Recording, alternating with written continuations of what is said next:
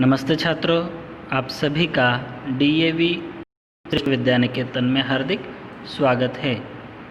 मेरा नाम टी संतोष, कक्षा 4 से 10वीं, विषय हिंदी। और आज हम जो भाग पढ़ रहे हैं वह है व्याकरण का लिंग। इसके हम पहले 2 भाग देख चुके हैं।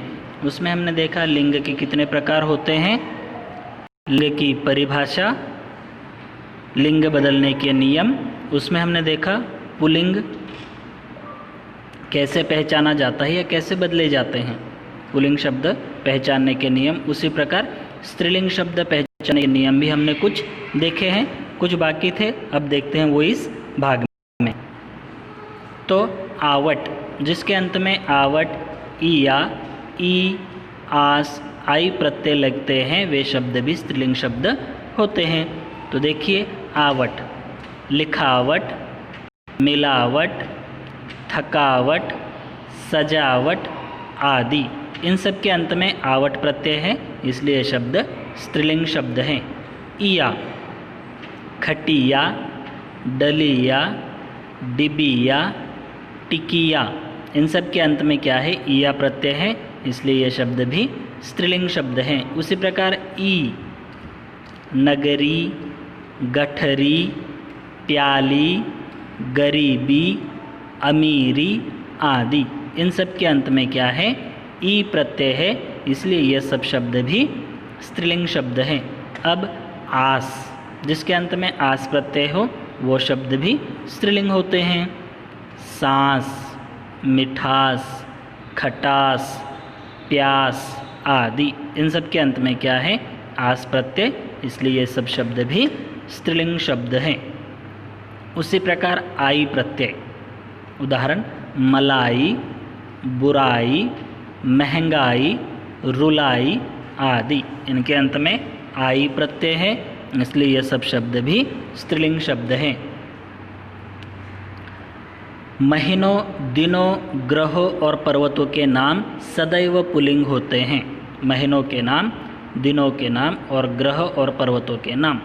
जैसे महीनों के नाम, जैसे हिंदू महीनों के नाम चैत्र, वैशाख, ज्येष्ठ, आषाढ़, श्रावण, भाद्रपद, जितने भी 12 महीनों के नाम हैं वो शब्द सभी पुल्लिंग होते हैं। उसी प्रकार दिन, सोमवार, मंगलवार, बुधवार, गुरुवार, शुक्रवार, शनिवार, रविवार, ये सब शब्द भी क्या हैं, दिनों के नाम जो होते हैं पुल्लिंग होते हैं। उसी प्रकार ग्रह और पर्वत, राहु, केतु, शुक्र, शनि, मंगल, ये सब ग्रहों के नाम हैं, वो भी पुल्लिंग होते हैं। उसी प्रकार पर्वतों के नाम, हिमालय, विंध्याचल, या जितने भी पर्वतों के नाम होते हैं वो सब शब्द क्या हैं, पुल्लिंग होते हैं। उस प्रकार नदियों, तिथियों तथा नक्षत्रों के नाम हमेशा स्त्रीलिंग होते हैं। जैसे नदियाँ, गंगा, यमुना, ब्रह्मपुत्र, कावेरी, कृष्णा, ये सब क्या है, नदियों के नाम, वो हमेशा स्त्रीलिंग होते हैं। उसी प्रकार तिथियाँ, प्रतिपदा, द्वितीया, तृतीया, चतुर्थी, पंचमी, षष्ठी, सप्तमी, जितनी तिथियाँ हैं वो सब क्या है, स्त्रीलिंग होते हैं। उसी प्रकार नक्षत्र, अक्षिणी, रोहिणी, कृतिका, भरणी, ये सब क्या है, नक्षत्रों के नाम, वो भी हमेशा से स्त्रीलिंग होते हैं। अब आगे देखिए, संस्कृत के उकारांत और उकारांत शब्द पुल्लिंग होते हैं। संस्कृत के जो शब्द है उसमें ह्रस्व उ हो या दीर्घ उ हो, वे पुल्लिंग होते हैं। उदाहरण के लिए डाकू, जनेऊ, प्रभु, अश्रु, जंतु, राहु, ये सब क्या है, इनके अंत में ह्रस्व उ और दीर्घ उ है, इसलिए ये सब शब्द पुल्लिंग है। संस्कृत के कुछ शब्द पुल्लिंग शब्द और नपुंसक लिंग शब्द हिंदी में स्त्रीलिंग के रूप में प्रयुक्त होते हैं। जैसे अग्नि, आत्मा, ऋतु, वायु, संतान, राशि आदि। संस्कृत के कुछ क्या है, पुल्लिंग शब्द और नपुंसक लिंग शब्द। संस्कृत में 3 लिंग होते हैं, हिंदी में 2 ही होते हैं। कुछ शब्द, नॉट ऑल, कुछ नपुंसक और पुल्लिंग वो हिंदी में स्त्रीलिंग में आ जाते हैं। द्रव्यवाचक शब्द प्रायः पुल्लिंग रूप में होते हैं। द्रव्यवाचक जैसे घी, तेल, दूध, पानी, मोती, पन्ना, लोहा, तांबा या सोना, चांदी, ये सब क्या है, द्रव्यवाचक, और ये हमेशा से कैसे होते हैं, पुल्लिंग होते हैं। उसी प्रकार भाषा, भाषा हो या बोली भाषा हो या भाषा की लिपि हो, हमेशा से स्त्रीलिंग में होते हैं। जैसे हिंदी, अंग्रेजी, रूसी, चीनी, अरबी, फारसी, अवधी, बघेली, भोजपुरी, गढ़वाली, ब्राह्मी, खरोष्टी आदि, ये सब क्या भाषा और बोली भाषाएं हैं, वो हमेशा से स्त्रीलिंग में होती है। और लिपियाँ जैसे देवनागरी या द्रविडियन या अगले जो अंग्रेजी की रोमन, ये सब लिपियों के नाम हैं, वो भी हमेशा से स्त्रीलिंग में होते हैं। कुछ ऐसे जीव जिनमें पुल्लिंग व स्त्रीलिंग पहचान कठिन होती है, या तो उन्हें पुल्लिंग मान लिया जाता है या स्त्रीलिंग।